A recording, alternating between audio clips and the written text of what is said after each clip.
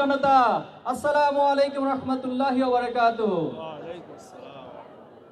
সংগ্রামী উপস্থিতি, জুলাই আন্দোলন, জুলাই বিপ্লবের মধ্য দিয়ে বাংলাদেশ আজ এক নতুন সূর্যের স্বপ্ন দেখছে। বাংলাদেশ আজ নতুন করে ফ্যাসিবাদ মুক্ত একটি সমৃদ্ধ বাংলাদেশ গড়ার জন্য প্রজন্মের এক জাগরণ তৈরি হয়েছে। আমরা কি জুলাইকে ভুলে গিয়েছি? জুলাইয়ের সেই শহীদদের রক্ত এখনো আমরা ভুলে যাই না। জুলাইয়ের আহত ভাইদের সেই কাতরানো দৃশ্য এখনো আমরা ভুলে যাই না। জুলাইয়ের দিনের হাসপাতালগুলোতে চপ চপ রক্ত পড়ার দৃশ্য এখনো আমরা ভুলে যাই না। শহীদ পরিবারের, শহীদ মায়েদের, বাবাদের কান্না এখনো থামে নাই। অথচ জুলাইয়ের গণহত্যার বিচার নিয়ে টালবাহানা চলছে। আজকে 1.5 বছর অতিক্রান্ত হয়েছে, আপনারা ধীর গতিতে জুলাইয়ের বিচার অতিক্রান্ত করছেন। এত যারা ধারণ করতে পারবে, জুলাই শহীদ পরিবারের আকাঙ্ক্ষাকে যারা ধারণ করতে পারবে, তাদের শুধুমাত্র এদেশে ক্ষমতায় টিকে থাকার ম্যান্ডেট থাকবে। আওয়ামী লীগের পুনর্বাসনের জন্য অনেকে প্রজেক্ট হাতে নিয়েছেন। আওয়ামী লীগ কি মানুষ না পশু? আওয়ামী লীগ মানুষ নয়, মানুষের প্রতি মানুষ দয়া দেখায়। করে পশুর প্রতি, পশুর চেয়ে নিকৃষ্ট প্রাণীর প্রতি কেউ দয়া দেখাতে পারে না। আপনারা বক্তব্য দিচ্ছেন ক্ষমতায় আসলে আওয়ামী লীগের সব মামলা উঠিয়ে নেবেন।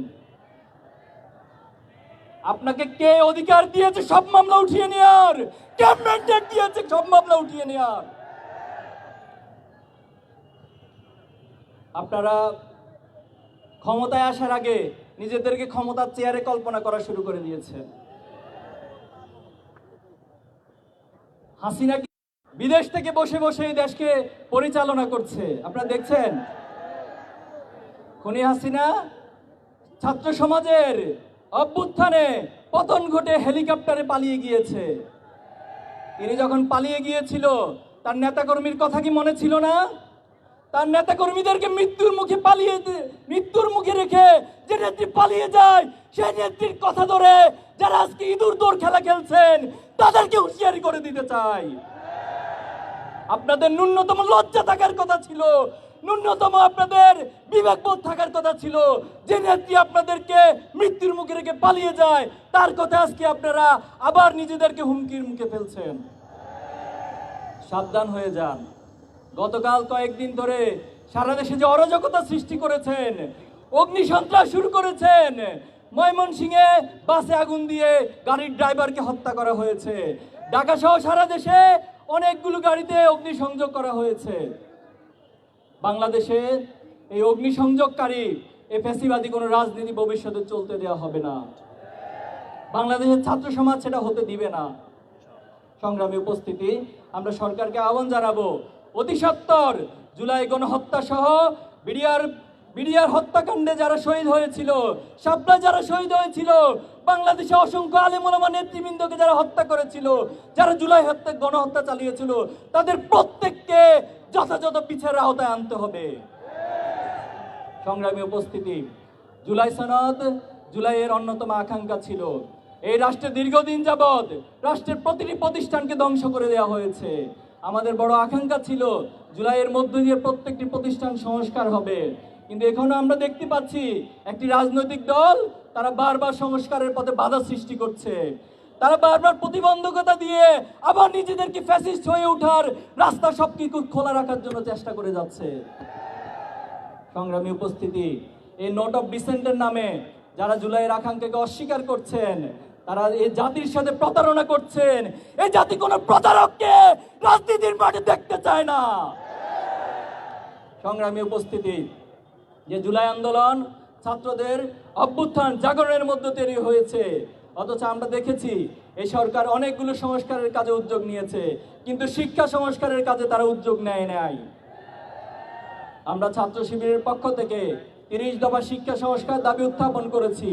আমরা সরকারকে বলতে চাই, এর প্রত্যেকটি দাবি যদি বাস্তবায়ন করা সম্ভব হয়, বাংলাদেশের শিক্ষা ব্যবস্থা বিশ্বের বুকে বিশ্বমানের একটি শিক্ষা ব্যবস্থা পরিণত করা সম্ভব।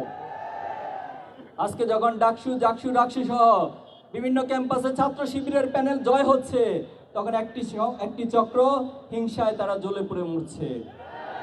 তারা বারবার অবৈধ পন্থায়, তারা বামের পথে, ডানের পথে, নিচের পন্থা দিয়ে ক্ষমতায় আসতে চায়। তারা কখনো ছাত্র সমাজের ম্যান্ডেট নিয়ে কখনো ক্ষমতায় আসতে চায় না।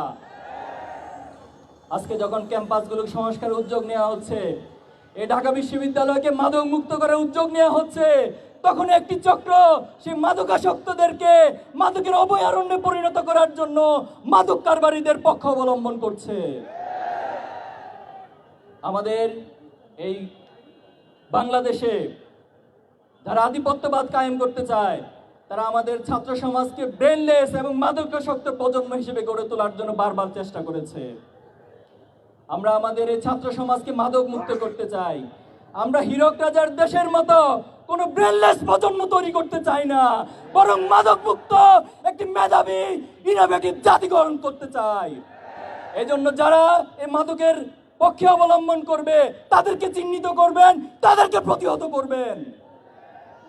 সংগ্রামী উপস্থিতি, আগামী যে জাতীয় নির্বাচন অনুষ্ঠিত হতে যাচ্ছে, ইসলামী ছাত্র শিবির একটি সচেতন ছাত্র সংগঠন হিসেবে আমরা দাবি করছি এই নির্বাচন অবাধ, সুষ্ঠু এবং নিরপেক্ষভাবে অনুষ্ঠিত হতে হবে। আমরা প্রশাসন সহ এই রাষ্ট্রের বিভিন্ন জায়গা থেকে আমরা দেখছি তারা ফ্যাসিবাদী এবং একপাক্ষিক অবস্থান তারা গ্রহণ করছে। তারা আধিপত্যবাদ এবং ভারতের ইশারায় তারা তাদের কর্মসূচি নিয়ে মাঠে নেমেছে। আমরা বলতে চাই, প্রত্যেকটি জায়গা থেকে ফ্যাসিবাদকে নির্মূল করে আগামী দিনে একটি নিরপেক্ষ, গ্রহণযোগ্য, অবাধ নির্বাচন অনুষ্ঠান করতে হবে। গণভোটের বিষয়ে আমাদের ভাইয়েরা বলেছেন, আপনারা গণভোটকে ভয় পান। গণভোট নিয়ে এত ভয় কেন আপনাদের? যদি মানুষের উপর আস্থা থাকে, সাধারণ মানুষের ম্যান্ডেটের উপর আস্থা থাকে, গণভোটকে তো ভয় পাওয়ার কথা ছিল না। এজন্য আমরা বলতে চাই, জুলাইয়ের সনদকে আইনি ভিত্তি প্রদানের জন্য, জুলাইয়ের শহীদ পরিবারের আকাঙ্ক্ষা বাস্তবায়নের জন্য আপনাদেরকে অবশ্যই সরকারকে গণভোটের আয়োজন করতে হবে। গণভোটের মধ্য দিয়ে জনগণের প্রকৃত মতামত এবং আকাঙ্ক্ষার প্রতিফলন ঘটবে। সংগ্রামী উপস্থিতি, আসুন এই বাংলাদেশকে নিয়ে আমরা যে স্বপ্ন দেখছি, শহীদ পরিবার যে স্বপ্ন দেখছে, সেই স্বপ্ন পথে আমরা অবিরাম ছুটে যাব। আমরা এই শহীদ প্রজন্ম হিসেবে আমরা বলতে চাই যে বাংলাদেশটি গড়ার যে সুযোগ তৈরি হয়েছে, এই সুযোগকে আমরা আর হাতছাড়া হতে দিব না। আমরা প্রয়োজনে প্রত্যেকে আবু সাঈদ হয়ে উঠবো, আমরা প্রত্যেকে শহীদ মুক্ত হয়ে উঠবো, শহীদ আলী রায়হান হয়ে উঠবো, কিন্তু বাংলাদেশকে আর পথ হারাতে দিব না ইনশাআল্লাহ। আমরা আল্লাহর কাছে সাহায্য কামনা করছি। আল্লাহ আমাদের সহায় হন। এই বাংলাদেশকে আসুন বিভাজন মুক্তভাবে, ঐক্যবদ্ধভাবে গড়ে তুলে। বাংলাদেশ জিন্দাবাদ। সংগ্রামী ছাত্র জনতার পক্ষ থেকে অবস্থান কর্মসূচি থাকবে। আপনারা এখান থেকে গিয়ে সকলে আমাদের স্পটগুলোতে অবস্থান নেবেন, যেখানে